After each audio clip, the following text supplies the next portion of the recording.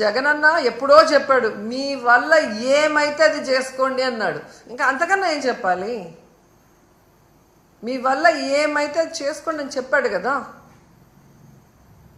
జగనన్న భయపడతాడని మీరు అనుకుంటారా? ఈ రాష్ట్రంలో చిన్న పిల్లోడిని అడిగినా చెప్తారు జగనన్న ఎంత ధైర్యవంతుడో. సోనియా గాంధీని అడిగితే చెప్తుంది, చంద్రబాబు నాయుడు అడిగితే చెప్తారు. పైకి మేకపోతు గాంభీర్యం కాదు, వాళ్ళ మనసులో వాళ్ళని అడిగితే వాళ్ళకే తెలుస్తుంది జగన్ ఎంత ధైర్యవంతుడు.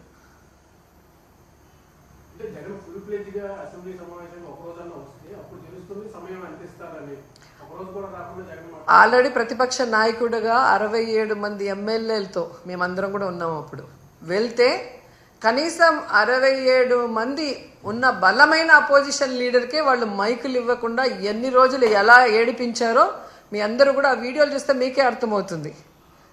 అలాంటిది ఈరోజు ప్రతిపక్ష హోదా లేకపోతే ఏ విధంగా సమయం ఇస్తారని మీరు అనుకుంటున్నారు? అందుకని అది అడుగుతున్నారు తప్ప అదేదో సరదా కోసం కాదు. ప్రతిపక్ష హోదా అనేది ఒక బాధ్యత కోసం అడుగుతున్నాడు. ఆ బాధ్యత పవన్ కళ్యాణ్ అనుకుంటే ఆయన డిప్యూటీ సీఎంకి రాజీనామా ఇచ్చి ప్రతిపక్ష హోదా తీసుకొని మాట్లాడమను, వాళ్ళు చేసే తప్పుల్ని ప్రశ్నించమను, ఆ పిఎస్సి చైర్మన్ని రిజైన్ చేసి అపోజిషన్ ఎమ్మెల్యేకి ఇమ్మను. వాళ్ళు చేసే అవినీతి ఏంటి అని ప్రూవ్ చేయడానికి రెడీగా ఉన్నారు కదా. ఈ దేశంలో ఏ రాష్ట్రంలో అయినా అపోజిషన్ ఎమ్మెల్యేకి ఎందుకు ఇస్తారు? వాళ్ళు నిష్పక్షపాతంగా గవర్నమెంట్ చేసే తప్పుల్ని ఎత్తి చూపిస్తారు కాబట్టి. అది కూడా మీరు దొంగదారిలో మాట్లాడుతున్నారు. ప్రెస్ని నోరు మూయిచ్చేస్తారు. గవర్నర్ గారి చేత కూడా అబద్ధాలు మాట్లాడిస్తారు.